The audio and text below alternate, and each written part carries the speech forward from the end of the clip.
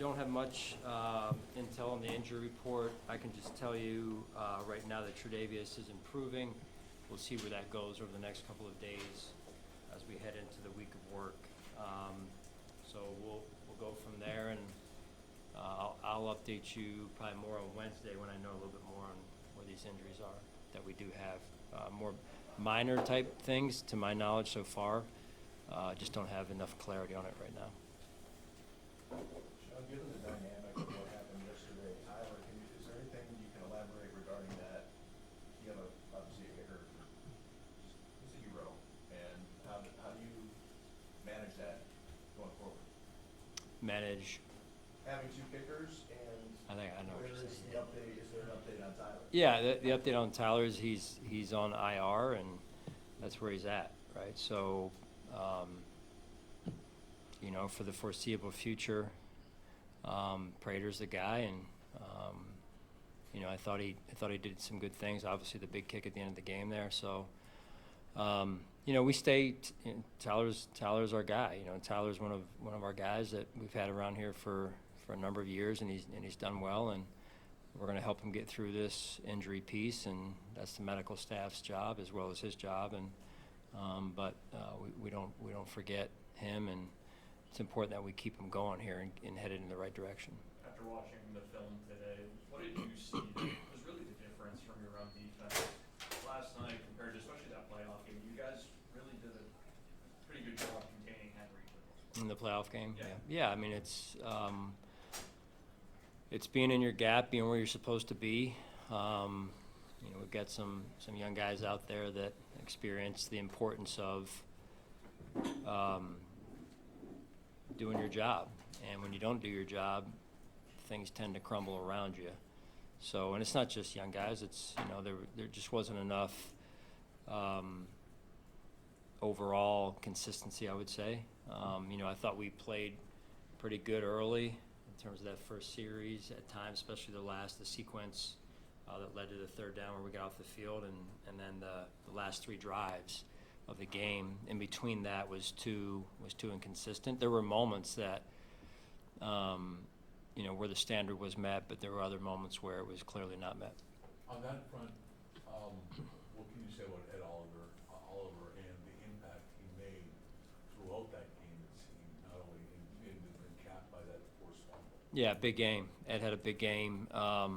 You could feel his play out there, right? Whether it was the run game, the pass game, a couple good hits on the quarterback, a couple big plays in the run game behind the line of scrimmage, and then forcing the fumble. Really the entire team, he didn't quit. There was no quit in that team and our team, and that's a good thing as we look to move forward. I know you've joked in the past about us asking him about his consistency. How much do you want to see more that this is the start of something? For Ed? For Ed. Yeah, I mean, it's important, right? You want to continue to grow and improve and evolve, and he wants to continue to take his game to another level, and he's shown that he's worked and put himself in that position. Now it's the week in and week out intentionality that you take into every week, and you see what he can do when he's in that space. What did you see from Dorian Strong in his first outing in a big spot? Yeah, young player going out there, getting his first experience. There's like all of us, he wants some plays back, but I thought he really did some good things. I mean, the touchdown saving tackle on one of the long runs by Henry. You don't see a lot of corners finishing off that play, especially when it's one-on-one with Derrick Henry. So I thought I was impressed by that, how hard he played. Those are good first steps, that we can grow with and teach around. Sean, can you explain the rule, how it was explained to you? Maybe there's a lot of confusion on the two-point conversion. What happened, what didn't happen? Could you explain With Keon being called out of bounds, coming back? There's a lot of confusion. People asking us, and I'm not clear on the rule either. Could you explain that? Well, yeah, I mean, and to be totally clear, I haven't gone through it inch by inch yet, but what came up on the field was quarterback in the pocket versus out of the pocket, and the call of being able to push a guy out of bounds versus not, right? So that's the call was made of illegal touching or whatever they called. And then, you know, I didn't have a replay, but upstairs had a replay, and at first we thought, you know, hey, ICT, illegal contact with quarterback in the pocket, and then they thought maybe, you know, our people in the press box thought maybe it was out of the pocket too. So, yeah, I haven't gone back yet and been specific with that play yet. There was a lot going on, and that was a could have become a big play for us right there. Sean, what can just, I know it's week one, a win like that do for this team moving forward? Yeah, it is week one, and again, like I said, you're looking for qualities that stand out. It is great to win. We don't take that for granted.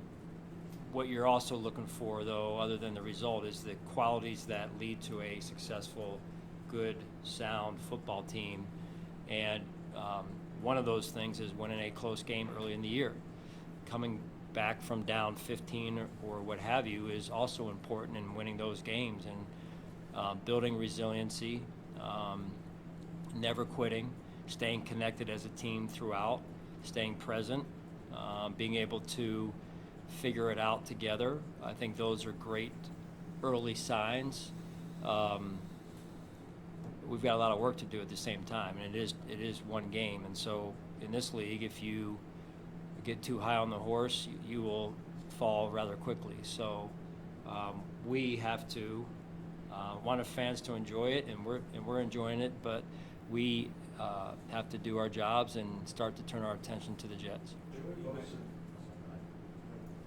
Joey Bosa talked about how after the game it was like, I guess I didn't realize what his culture was. Like, he was talking about, he was admitting that at some point he's like, all right, boys, you know, let's try to put some good stuff on film from his condition that way. And he was saying, I need to start thinking a little differently around here. With that culture, and you were obviously been in it, so maybe he's seeing it a lot differently than you've experienced it as it's grown. When did you get to a point that we have the ball with a chance to win? We're going to win this game. The confidence and we have Josh Allen, we have the ball here. Yeah. When did I get there? Well, I've already. So I guess us as media and fans, so there's the cynicism that needs to get chipped off over the years. Maybe you felt like that in 2017. Man, we could probably take an hour and talk through this question, Tim.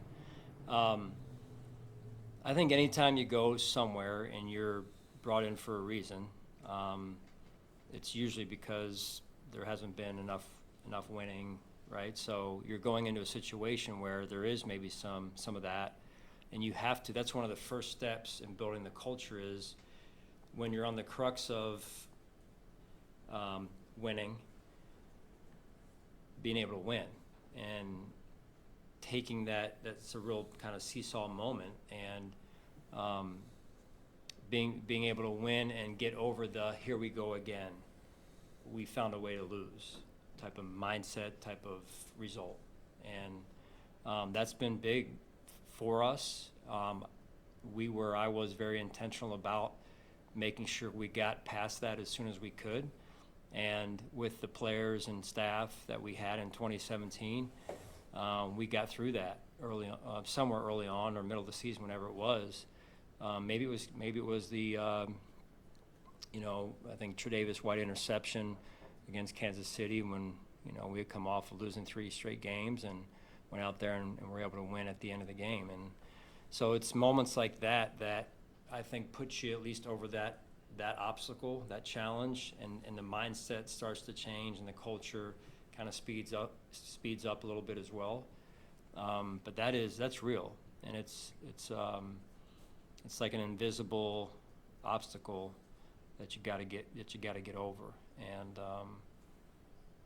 we're in a good spot. With Josh ball in his hands at the end of the game, what's the mindset there? You need a field goal to win. Josh Allen has the ball.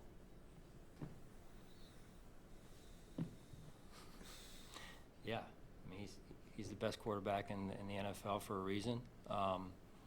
Very comfortable. We are, as a result, very comfortable in those situations.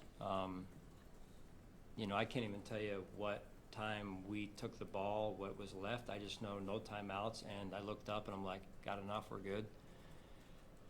We practiced those moments quite a bit, and you know, like I mentioned last night, he has been wired since he came here to want the ball in those situations. He's extremely calm and composed in those situations, and he's an extreme competitor. Like if there was extreme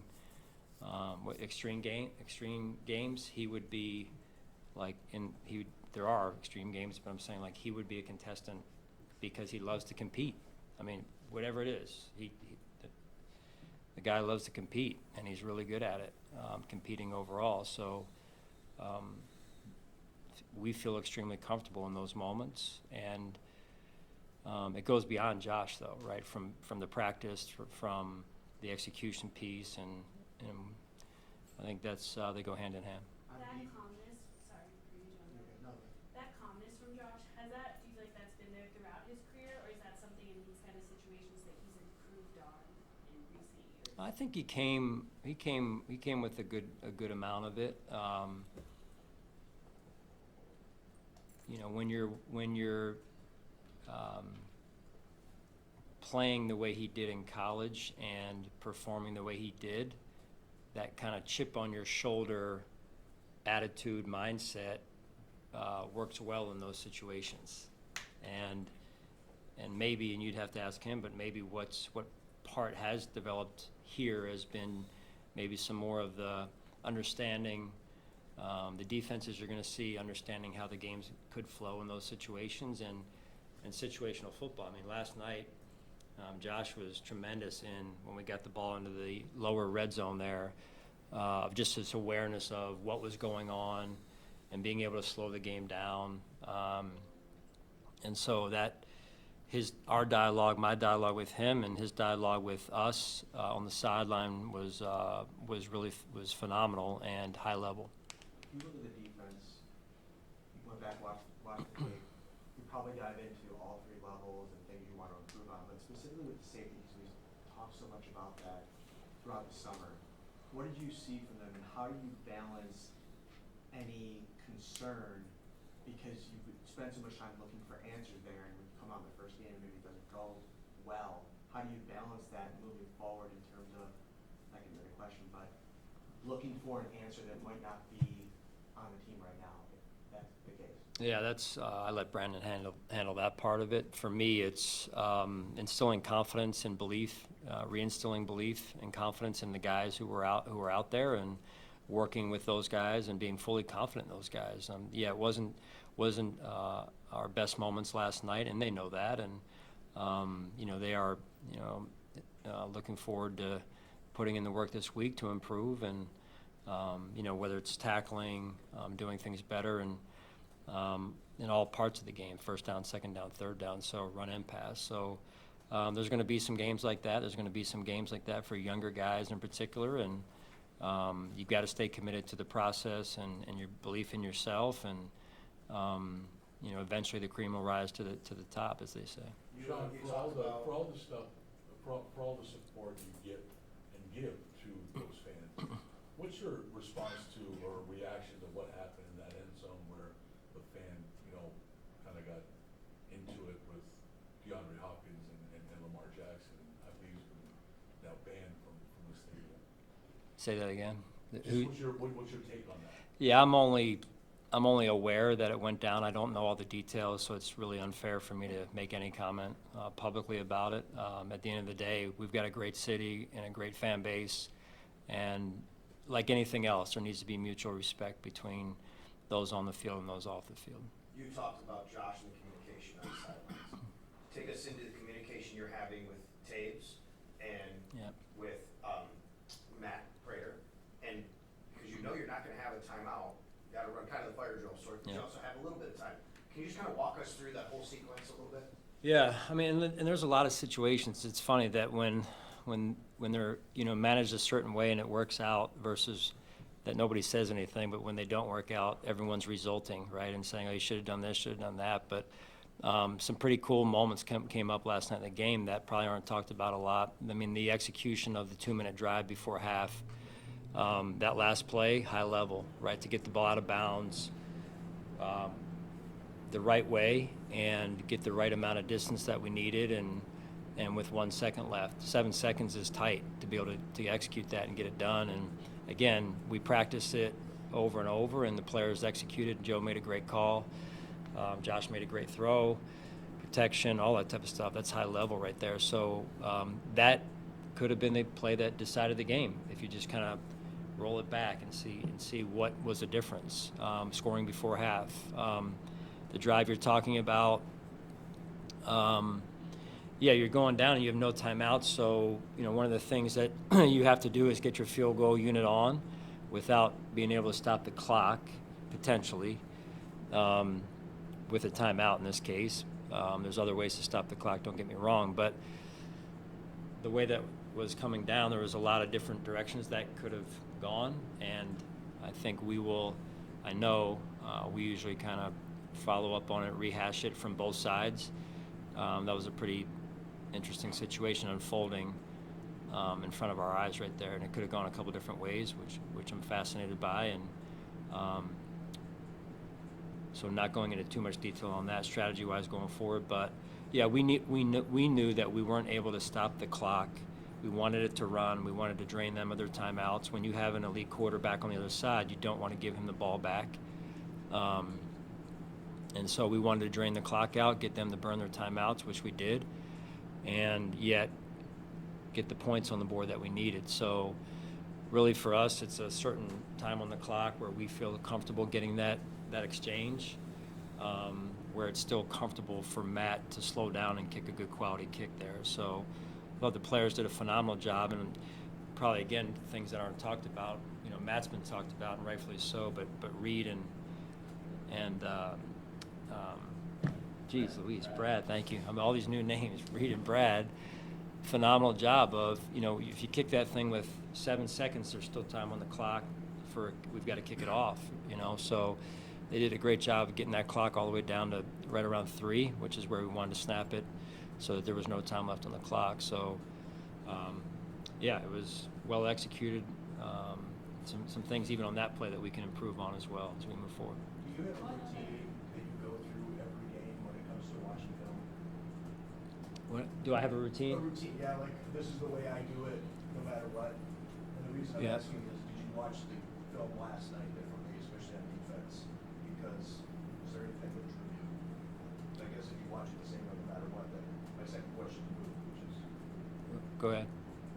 Do I watch the game differently? If you watch the film the same way after every game, then my next question doesn't matter. No, I do. I watch. Well, no, I don't watch it the same every game the same way. It's really how do I want to allocate my time and prioritize offense, defense, special teams, and I could tell you that today I started with the special teams and went through offense and then into the defensive side, and so that's just how I did it today. Usually, it changes week to week based on where I feel like I'm needed most. My assumption might be that 40 points, the way that maybe you wanted to look at that first, and I was going to ask what you wanted to really dissect. Well, there's a lot in there that I want to dissect, and that's, why don't you tell me about your whole day, Tim, also, and where you allocate your time.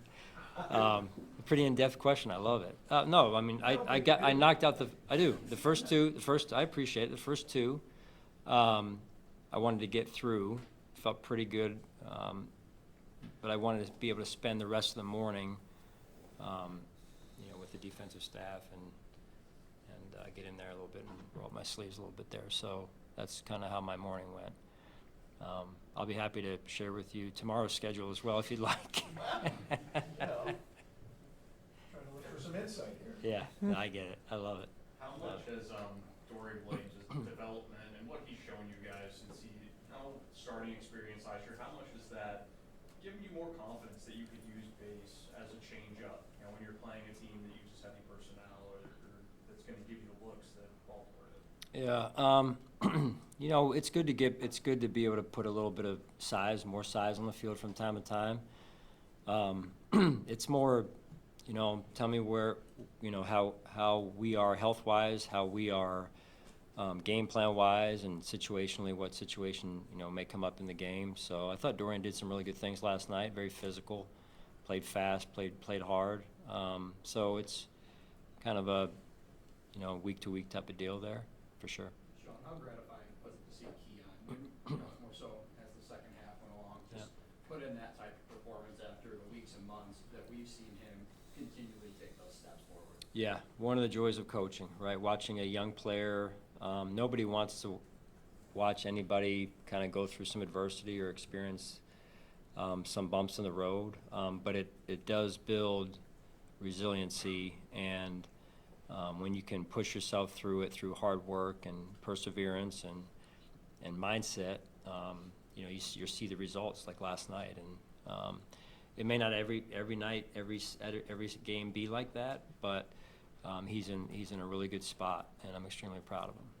Sean, what other plays or players do you think are not being talked enough about after last night? So much happened. Yeah, no, you go back and look at it, and you're like, yeah, I almost forgot that play happened. It was early in the game, whatever it was. I mean, you look at plays, every play in the NFL makes a difference. Again, people see the kick to win the game, but so many plays before that.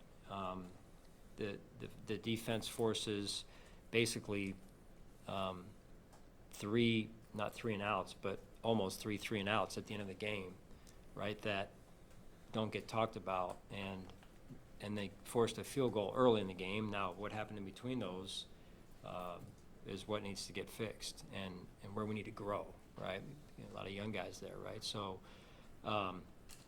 but the field goal they forced early in the game, little things that show up. I mean, it's on both sides of the ball. You look at the kickoff that went short of the landing zone by them. Pre-snap, some of the pre-snap things that happened. Our first 3rd and 7, I think, there was a neutral zone infraction on their part. Gets us to 3rd and 2, changes the complexion of the 3rd down. We convert. I think we dumped it over to Ty, and he gets a big gain into the low red zone there. So those are the nuances of the game that are it changes the game, and they're huge. And you're wanting to see those things that we practice come to life early in the season, and so you're getting kind of when you're able to affirm those things that we're doing well, it helps the buy-in and I guess the validity of things that we're doing in terms of how we practice, what we practice. Some players are just like, hey, I just want to play football, and I get that, but there's a deeper element to the game of football of understanding the game in depth, and we as coaches get paid to do that, and then we try and educate the players on that, at least to a certain extent, so they can understand the situation. As I mentioned with Dalton, Josh hit Dalton before half, so it's and I should give credit to Mark Lubick and Dennis Locke. They do a great job in the press box. John Perry's up there as well from a replay standpoint and rule standpoint. So all those guys gave us great information and knowledge last night. While you're on that note, I know you touched on this a little bit last night. There's a real good debate, it might be ever changing, on what to do down 15, right? I mean, you could go now for the 2, as you did, or you could wait to make it a one-score game by kicking the extra point. Is that kind of an ever-moving target for you? Maybe does a 40-point game matter versus maybe a 20-point game? You know what I mean? Like, how do you process thinking through that math with your staff throughout the season? Well, there are some of these kind of, hey, well, you could argue either way, right? And we have our core things, and we have some of these that are interesting analytics, right, or decisions. And, again, that's where I think these over here, definitely these are concrete. Everyone probably agrees to. These over here could be argued either way, mostly when they don't work out, right? So, but down 15 with X amount of time on the clock, one way or the other, there's a debate on what is the best approach. We felt like it was a high-scoring game, and we wanted to try and at least go for 2 early, so we knew if we didn't get it, what we would have to do, how we would have to play. And so that's how the game kind of trended from there on in. And then we had the opportunity to do it later in the game, and I just felt like, as I mentioned before, I wanted to see them play offense. I wanted to put the pressure on them to play offense and not potentially declare the game on that 2-point had we gone for it there, if that makes sense. So I just felt like it changed as we got closer and closer and closed the gap, and I felt like we had momentum, and momentum's, I know, not able to be measured, but somewhere it's out there, right? So it's, I think that's all the fascinating pieces of the game, and the game within the game that unfolds every week, really. Hey, Sean, last night you said that game was going to be one of those stories that's told for a long time. So when you finally got to the quiet moment, what kind of rolled through your mind most? Yeah.